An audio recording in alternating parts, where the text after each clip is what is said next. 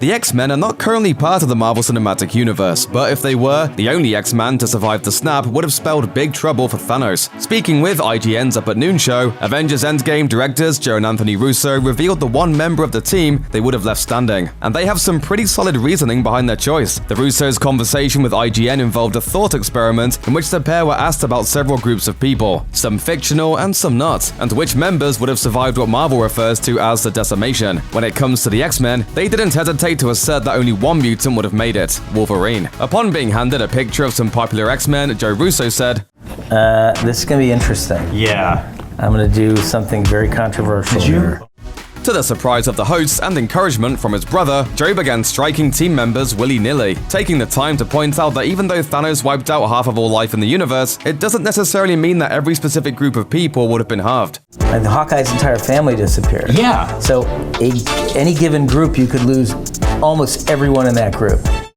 Russo then presented his handiwork to gasps from the hosts. He explained the thought process behind his choice. I don't want to give you the rest of these cards. Fiercely motivated Wolverine going up against Thanos.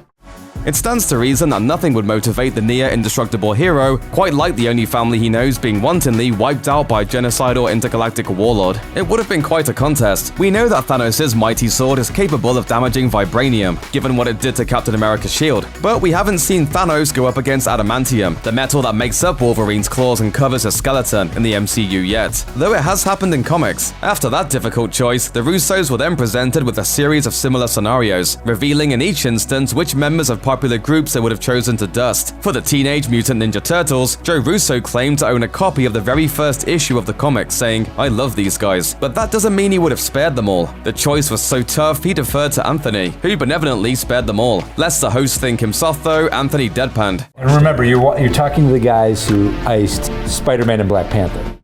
Next up was Scooby-Doo and the gang. Fred, whom Joe called kind of worthless, and Shaggy both bit the dust, presumably leaving Scooby, Velma, and Daphne with unstoppable thirst for vengeance. After that, the duo was handed a photo of the cast of Friends. As the Russos mused about the slim likelihood of an entire group having the misfortune of being totally wiped out, Anthony marked an X over every face. At least Ross wouldn't have to pine over a dusted Rachel for 5 years. After briefly misidentifying a member of the Backstreet Boys as New Kids on the Block's Donnie Wahlberg, the directing brothers decided to leave only one standing, Nick Carter. They didn't seem to have any particular reason for this. Nick just got lucky, and saw random anyway. And I offered a solution. Genocide. But random, dispassionate, fair to rich and poor alike. Having earned the attention of Marvel Studios partly due to their excellent work on the beloved series Arrested Development, deciding which Bluths to wipe out had to have been a tough choice for the Russos to make. Maybe Buster and Tobias all bit the dust, with Anthony explaining that Tobias had to go because he thought it would be funny to hear the Blue Man's final words, with David Cross doing 40 variations on the line. Oh my God! We're having a fire sale! Oh, the burning! It burns me!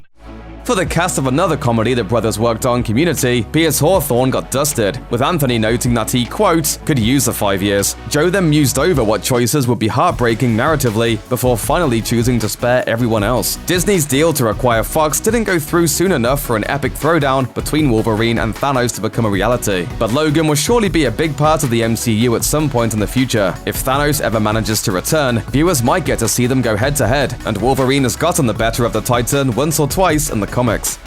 Check out one of our newest videos right here, plus even more Looper videos about the MCU are coming soon. Subscribe to our YouTube channel and hit the bell so you don't miss a single one.